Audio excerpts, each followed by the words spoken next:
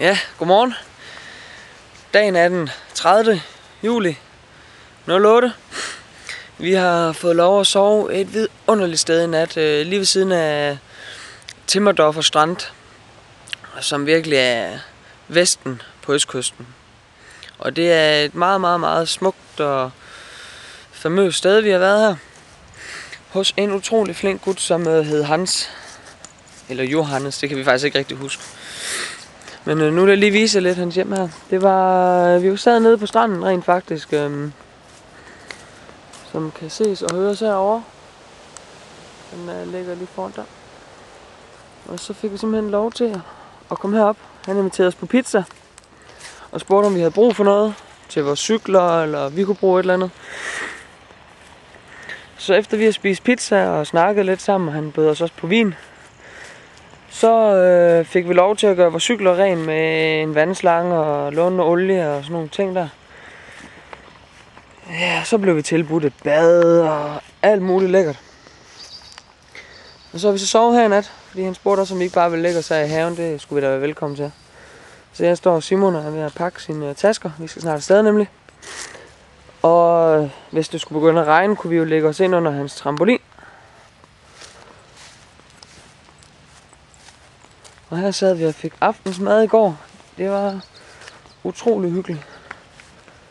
Okay, her sidder vi her med flot udsigt over kysten her.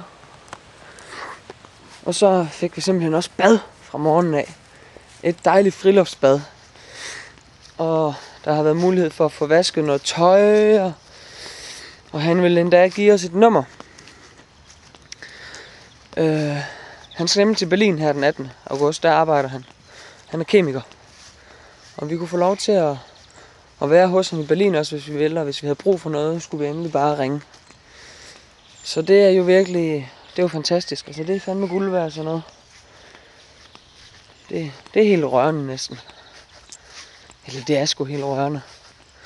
Se, her har vi været i bad i morges, og jeg har fået vasket lidt tøj her. Nu skal jeg lige have vasket et par underbukser også.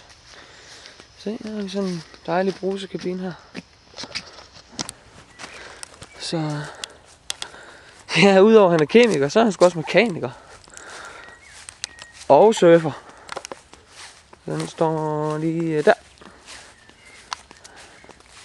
Tada! Nå, jamen det var alt for denne gang. Jeg vil bare lige fortælle om den her oplevelse med, ja, med mad og hygge og få lov til at sove privat. Det er sgu lækkert. Vi har aftalt i går, at vi vil sove noget mere privat, altså, fordi det har vi ikke gjort de sidste par dage. Og det er simpelthen en anden følelse at gå i seng, når man ligger inde på et privat område, og man ikke er nervøs for, at man bliver vækket om morgenen i en eller anden park, eller i en skov, eller nede på en strand, eller et eller andet. Så under alle omstændigheder, så er vi til at banke på nogle døre om aftenen, og spørge, om vi må komme i haven.